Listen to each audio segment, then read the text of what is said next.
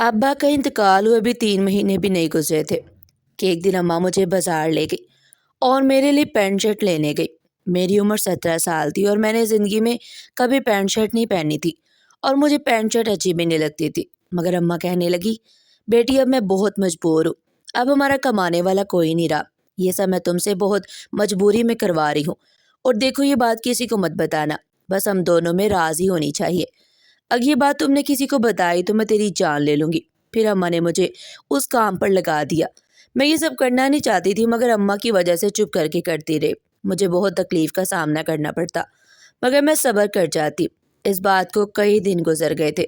अम्मा मुझे एक दुकान पर छोड़ आती और वो दुकानदार मुझे अंदर बने एक छोटे से कमरे में ले जाता और कुछ देर बाद मुझे एक डिब्बा पकड़ा देता और साथ 1,000 का नोट दे देता और मैं घर आ जाती।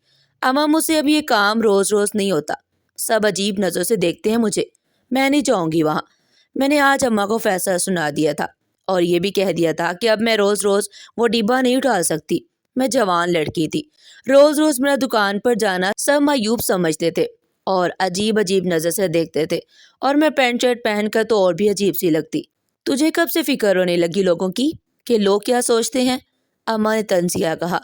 तो मैंने चेहरा दूसरी तरफ मोड़ लिया। अब अम्मा क्यों इतनी नासमझ हो गई थी? अम्मा अच्छी तरह जानती थी कि मोहल्ले के लड़के मुझे छेड़ते थे, मदद के लिए आगे आगे बढ़ते थे, जबकि जब से अब्बा जिंदा थे और बीमार थे तब तो अम्मा मुझे घर से बाहर कदम नहीं निकालने देती थी। कहती थी कि अच्छी लड़कियां बाहर नहीं निकलती और खुद बाहर के चक्कर काटती। जब से अब्बा का इंतकाल हुआ था तो अम्मा के तौर तरीके ही बदल गए।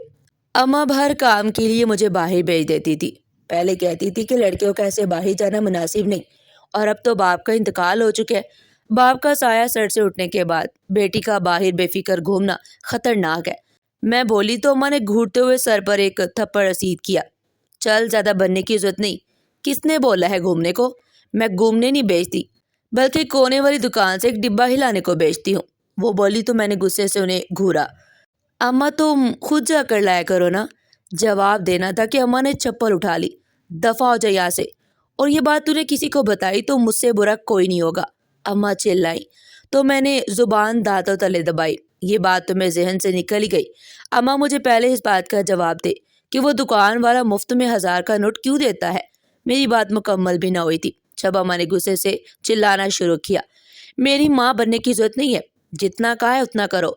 जाओ यहाँ से, दुकान पर जाओ, जल्दी से पैंट शर्ट पहनो, वो तुम्हारे इंतजार में होगा। अम्मा की यूं चिल्लाने पर मैं ड्रेस चेंज करने चली गई और ये अफसोस भरी निगाह अम्मा पर डालकर घर से निकल गई। बाहर तेज धूप में कदम रखते ही मैंने एक नज़र डाली तो पूरी गली सुनसान पड़ी थी। वैसे भी इतनी धूप में कौन बाहर निकलता है। ये तो अम्मा का ही दिमाग खराब था कि हर रोज दोपहर के इस पहर मुझे दुकान पर भेज देती थी। मैंने सोचा मैं पलट जाऊं और वापस जाकर अम्मा से शाम में जाने का कहूं, मगर अम्मा के गुस्से का सोचकर कदम आगे बढ़ा दिए। अभी चंद कदम ही चली थी कि मुझे अपने पीछे हारिस की आवाज़ सुनाई दी। मैं पलटी तो सामने पड़ोस का लड़का खड़ा था। तुम फिर मेरा पीछा कर रहे हो? मैं गुस्से से चीखी। वो लड़का एकदम घबरा गया। आप कहाँ जा रही हैं? उसने उल्टा मुझसे सवाल किया। उसके सवाल पर मेरा दिमाग घूम गया। तुम होते कौन हो मुझसे पूछने वाले? मेरा बस नहीं चल रहा था कि मैं उसका सर फाड़ दूं। देखिए, मैं आपकी बहुत फिक्र करता हूँ। जब मैंने हाथ उठाकर उसे इशारे से रोक दिया। खबरदार, जो कोई बकवास की तो मुंह तोड़ दूंगी तुम्हारा। शर्म नहीं आती? वो लड़का तेजी से नफे में सर हिलाने लगा। आप मुझे गलत समझ रही हैं। जैसा आपको नजर आ रहा है वैसा कुछ भी नहीं है। मैं किसी गलत वजह से आपके पीछे नहीं आता, बल्कि आप जो काम कर रही हैं वो बहुत गलत है। आप अपने हाथों से अपनी ज़िंदगी बर्बाद कर रही हैं। मैंने उसकी बात पर तवज्जो नहीं दी। मुझे उस लड़के से शदीद उलझन हो रही थी। मैंने एक बार फिर उसकी बात काट दी। इस बात से अनजान के जो राज वो मुझे बताना चाहता था वो मेरी ज़िंदगी के लिए किस कदर ज़रूरी था, इस बात का अंदाज़ा मुझे हरगिज़ नहीं था। मुझे तुम्हारी कोई बात नहीं सुननी। अगर आइंदा बात करने के बहाने ढूंढे या मुझे परेशान किया तो मुझसे बुरा कोई नहीं होगा। गुस्से से कहती हुई मैं आगे बढ़ गई। आज दुकान पर पहुंची तो एक नया इम्तिहान सामने खड़ा था कि इतनी धूप में भी उसकी दुकान पर ग्राहक खड़े थे, लेकिन मुझे मालूम था वो पहले मुझे अंदर ले जाएगा। मैं दुकान पर गई और आवाज़ लगाई, चाचा पहले मेरा काम कर दो। मेरा कहना था कि दुकान पर खड़ी औरत मुझे देखने लगी और दुकान वाले चाचा का रंग उड़ गया। वो उड़े हुए चेहरा लिए मुझे देखने लगे। ऐसा क्या देख रहे हैं चाचा? वो एकदम से हंसे। अरे सब्र करो लड़की, पहले दूसरे ग्राहकों को तो फारिग कर लूँ, फिर तुम्हारा काम भी कर दूंगा।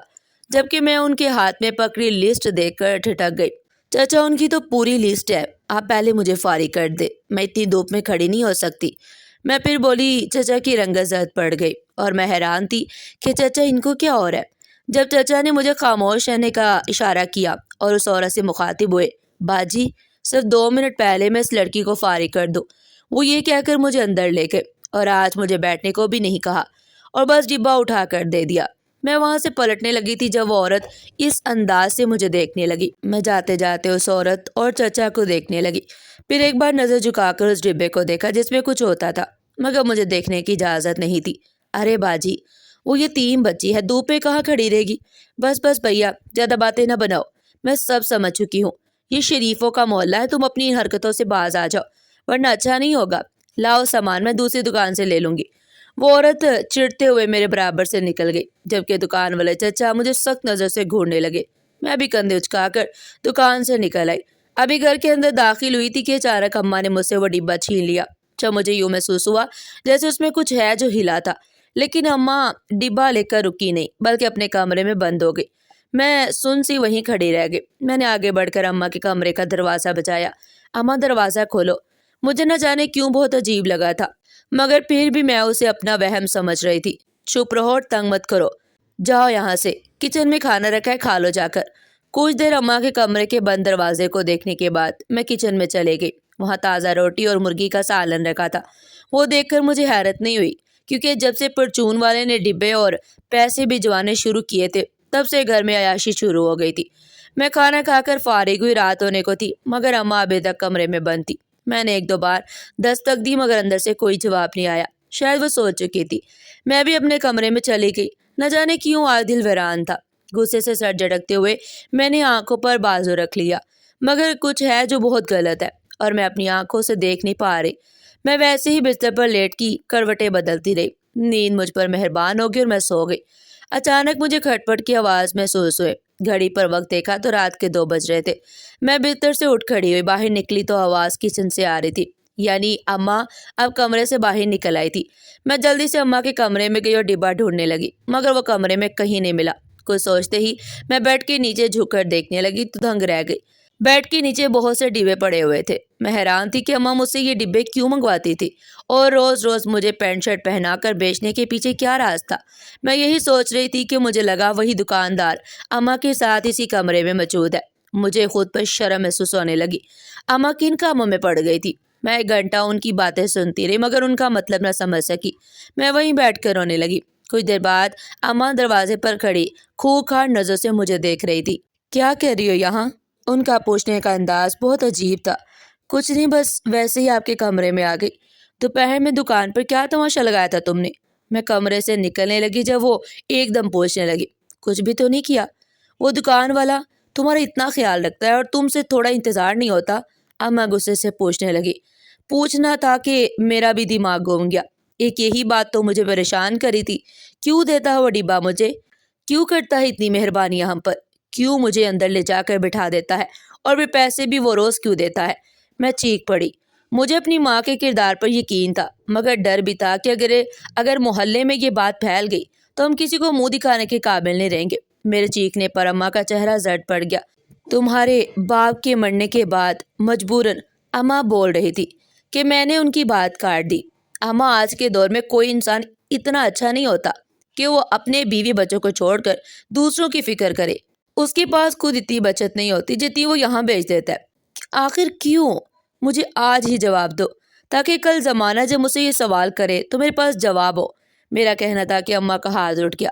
मैं गाल पर हाथ रखकर अम्मा को देखने लगी, जब उन्होंने बाजू पकड़कर मुझे बाहर की जानिब खींचा और अपने कमरे से बाहर निकाल दिया। मैं तेरी माँ हूँ, तू मेरी माँ नहीं है। कोई सवाल का हक नहीं रखती और ना ही मैं तुझे जवाब देने की पाबंद हूँ। मैं हक्का बक्का सी अम्मा को देखती रही जब उन्होंने मेरे मुंह पर दरवाज़ा बंद कर दिया और अंदर चले गई। मैं फ़ौरन उनके दरवाजे के बाहर जाकर कमरे में लेट गई। रात देर तक रोती रही। रोते रोते आंख खुली तो अगला दिन हो चुका था। कमरे में अम्मा भी खामोश थी और मैं भी। हम दोनों बिल्कुल चुप थे। मैं गुमान कर रही थी कि शायद मेरी कल की बातों की वजह से वो 1000 के नोटों का सिलसिला रुक जाएगा, मगर मुझे बहुत ताज्जुब हुआ जब दोपहर में अम्मा वापस मेरे कमरे में आई। 2 बज गए। جا کپڑے چینج کر اور دکان پر چلی جا۔ جب انہوں نے کہا تو میں بنا کچھ کہے افسوس سے کھڑی ہو گئی۔ پینٹ شرٹ پہن کر گھر سے باہر نکلی۔ آج میرے قدم بھاری تھے، چلنے کی رفتار دھیمی تھی۔ ہزاروں سوال دماغ میں گردش کرے تھے مگر جواب ایک بھی نہیں۔ پھر اس ڈبے میں کیا تھا؟ مجھے پہلے کبھی تجسس نہیں ہوا۔ ہاں، یہ سوال ضرور اٹھتا تھا کہ آخر وہ اتنی مدد کیوں کرتا ہے، مگر ڈبے پر کبھی شک نہیں گیا۔ اب مجھے یقین تھا کہ اس میں ضرور کوئی غلط چیز ہے۔ ابھی میں چل ہی رہی تھی کہ پیچھے قدموں کی آہٹ سنائی دی۔ میں غصے سے پلٹی اور بنا کسی لحاظ کے کھری کھری سنا دی، روز روز میرا پیچھا کرتے ہو، کیا سمجھتے ہو باپ مر گیا تو جس کا جی چاہے گا مجھے چھیڑتا پڑے گا؟ ہمت کیسی ہوئی تمہاری؟ وہ بولنے کی کوشش کرتا رہا مگر میں نے موقع ہی نہ دیا۔ اگر اگلی دفعہ پیچھا کیا تو بتاؤں گی، میں یہ کہہ کر پلٹ گئی، مگر اس کی اگلی بات نے جیسے جان نکال دی۔ وہ بولا، زندہ رہو گی تو بتاؤ گی نا؟ میں نے ڈر چھپاتے ہوئے پلٹ کر دیکھا۔ تم مجھے مارنے کی دھمکی دے رہے ہو؟ اس بار اس کا جواب چونکا دینے والا تھا۔ تمہیں تمہاری ماں کا رویہ اب تک عجیب نہیں لگا کیا تم نے کچھ غلط نہیں دیکھا؟ یا تم بھی ان سب میں شامل ہو؟ اس کے سوال پر میرے الفاظ ختم ہو گئے۔ میں واقعی خوفزدہ ہو گئی۔ میں سمجھی نہیں، تم کہنا کیا چاہتے ہو؟ میرا پوچھنا تھا کہ اس کے اگلے سوال نے رہی صحیح ہمت بھی توڑ دی۔ روز تم ڈبہ لے کر جاتی ہو، اس میں کیا ہوتا ہے؟ میں نے عام لہجے میں کہا۔ اس میں گھر کا سامان ہوتا ہے۔ اس نے نفی میں سر ہلایا۔ اس ڈبے میں سامان نہیں ہوتا۔ اس کے بعد جو اس نے بتایا مجھے لگا میں ابھی گر جاؤں گی اور مر جاؤں گی۔ میرا دل خوف سے سکڑ گیا۔ تم جھوٹ بول رہے ہو، میری ماں میرے ساتھ ایسا نہیں کر سکتی۔ وہ قریب آیا اور ایک ایک کر کے ساری بات بتانے لگا۔ میں نفی میں سر ہلاتی رہی۔ دوپہر میں جو راز مجھ پر کھلا وہ جان لینے کے لیے کافی تھا، اسی لیے میں تمہارے پیچھے آتا تھا۔ وہ غصے سے بولا۔ میں نے کہا، میں کیسے مان لوں؟ وہ ہنسا اور بولا، آج بھی وہی ڈبہ لینے جا رہی ہو نا؟ تو خود دیکھ لینا۔ اس کے جانے کے بعد میرے قدم من بن کے بھاری ہو گئے۔ میں شکستہ دل کے ساتھ دکان پر پہنچی۔ دکاندار کی نظروں میں ہوس تھی۔ میں نے ڈبہ لیا اور خاموشی سے نکل آئی۔ ہمت کر کے ایک چبوترے پر رکھ کر اس میں سوراخ کیا اور اندر جھانکا تو میرا دل بند ہو گیا۔ میں کانپتے قدموں سے گھر پہنچی۔ اماں نے فوراً ڈبہ لیا اور کمرے میں چلی گئی۔ میں جانتی تھی اب وہ باہر نہیں نکلیں گی۔ میں رونے لگی، پھر سونے کا بہانہ کیا۔ رات کے 2 بجے اماں میرے کمرے میں آئیں۔ میں نے سانس تک روک لی۔ وہ باہر نکلی تو کھڑکی سے دیکھا وہی دکاندار باہر کھڑا تھا۔ سب صاف ہو چکا تھا۔ اگلے دن بھی اماں نے مجھے ڈبہ لینے بھیجا۔ میں نے لا کر دے دیا۔ اچانک دروازہ زور سے بجا۔ پولیس آئی، عورتیں بھی تھی، وہ اندر آ گئی اور اماں کے کمرے سے ایک بچہ نکال لائی۔ دکاندار بچوں کو اماں کے پاس چھوڑ جاتا تھا، بدلے میں پیسے دیتا تھا۔ وہ بچوں کے اغوا کے گروہ سے تھا۔ اماں بھی شامل تھی مگر انہوں نے الزام مجھ پر ڈال دیا۔ اگر میں نے خود پولیس کو فون نہ کیا ہوتا تو شاید سب مجھ پر آ جاتا۔ اماں چیختی رہی، چلاتی رہی کہ میں ان کی بیٹی نہیں ہوں۔ اس دن پتہ چلا جسے میں ماں سمجھتی رہی وہ ماں تھی ہی نہیں۔ 1 سال گزر گیا کہ ایک گروہ پکڑا گیا۔ میری شادی اسی لڑکے سے ہوئی جس نے سچ بتایا۔ میں خوش ہوں مگر دل میں ایک کسک باقی ہے۔ ناظرین، آپ کو ہماری آج کی کہانی کیسی لگی؟ کمنٹ سیکشن میں اپنی قیمتی رائے کا اظہار ضرور کیجیے گا۔ اس طرح کی مزید سبق آموز کہانیاں سننے کے لیے چینل کو سبسکرائب کریں، ویڈیو کو لائک کریں اور زیادہ سے زیادہ شیئر کریں۔ پھر ملتے ہیں ایک نئی کہانی کے ساتھ، تب تک کے لیے اللہ حافظ۔